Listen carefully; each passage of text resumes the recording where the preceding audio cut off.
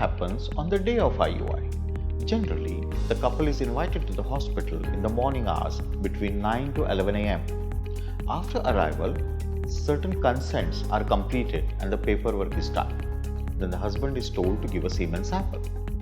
The semen is then analyzed for its count and motility, and the semen is kept aside in the laboratory at room temperature for liquefaction.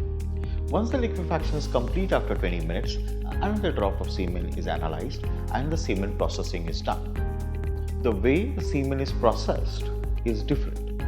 It could be done by a swim-up technology, it could be done by density gradient technology, or sometimes we'll be using microfluidic method.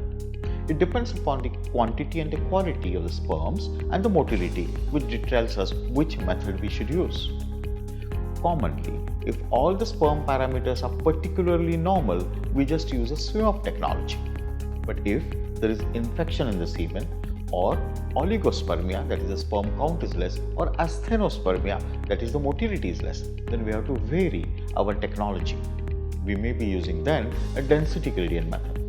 In density gradient method, we use special techniques like mini density gradient or single density gradient so that we can optimize the amount of sperms available for insemination. And these modifications are thought of at the last moment after having a look at the semen analysis report which is presented to that semen which is given to us. The third technique is microfluidic. It's a wonderful technique, a bit expensive, but definitely microfluidic technology helps us give away the DNA fragmented sperms and pure integrated DNA, good quality sperms are obtained, and obviously that enriches an IUI success. This is about the semen processing. By this time, the wife completes her signing of the consent, the couple completes the consent signing, and they are again informed how the IUI will be done. The lady is not told not to empty her bladder, and her bladder should be partially full. Then we take her in the IUI room, which is a simple room, and in the IUI room, her private parts are cleaned with normal saline, lukewarm rubber saline. Obviously, normal saline doesn't irritate you, so no chemicals or toxins are used.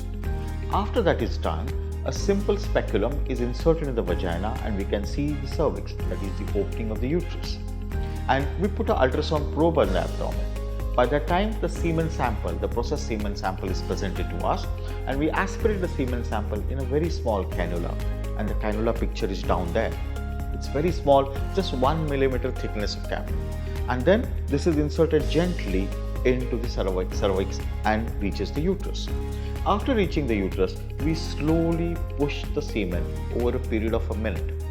Believe me, to process it that way and do a slow push, we keep chanting God's name and praying for you so that you achieve your pregnancies.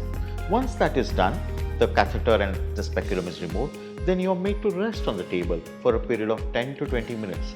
This rest is very important. This rest assures better dissemination of the semen. It assures quiet uterus, and obviously the chance of pregnancy does improve. After this is done, you are just reassured how the procedure was done, what are the semen parameters, all that is discussed with you. And certain tablets of luteal support are given. You're supposed to take those tablets for a period of 12 to 14 days, and you do a urine pregnancy test home after that. I hope you have understood this well, and definitely for further queries, you can get back to us. Thank you.